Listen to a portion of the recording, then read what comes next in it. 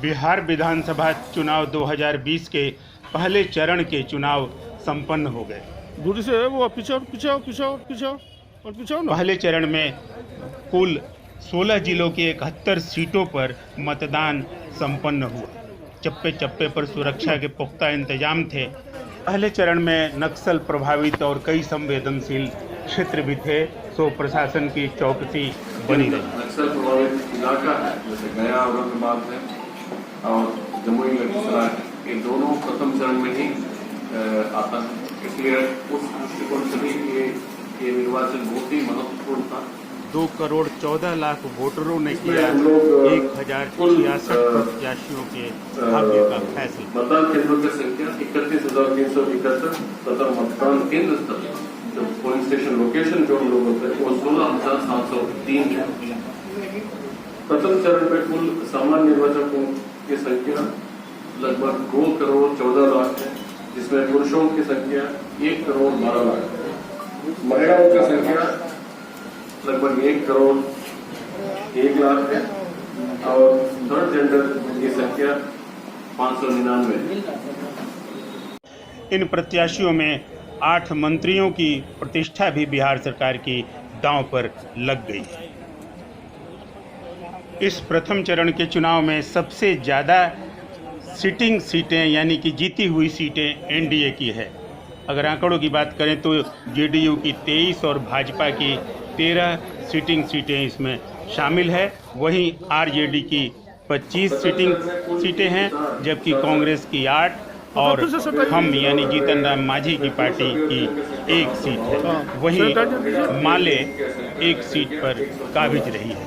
इस लिहाज से इस फेज का चुनाव ये तय कर देगा कि एनडीए के पक्ष में कितना मतदान हुआ या नहीं।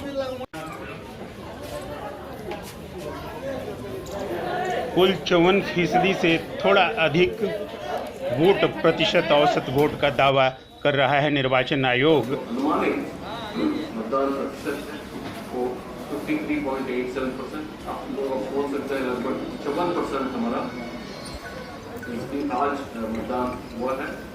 इस चरण में जो वोट पड़े हैं उसमें एनडीए का दावा अपनी जगह है, आरजेडी यानी महागठबंधन का दावा अपनी जगह। महागठबंधन का कहना है कि तेजस्वी यादव का तिलक इसी चरण में वोटरों ने कर दिया।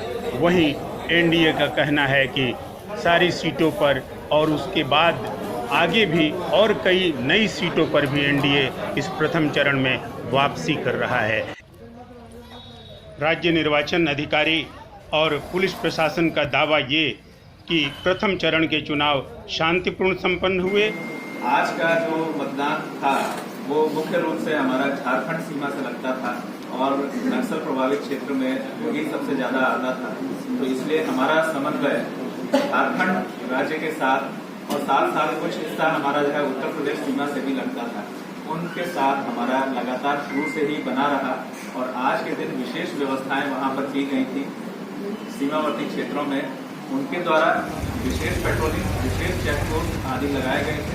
कुल मिलाकर मतदान शांतिपूर्ण संपन्न हुआ। किसी भी तरह की ऐसी कोई अप्रिय घटना की सूचना नहीं आई जिसको बहुत मेंशन किया जा सके।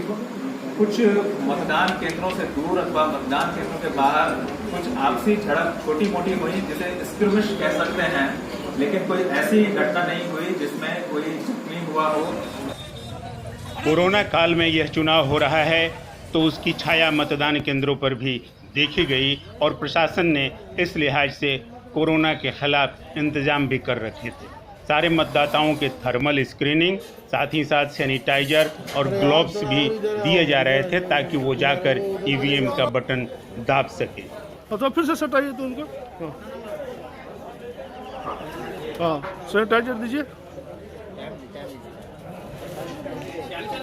ग्लव्स दीजिए,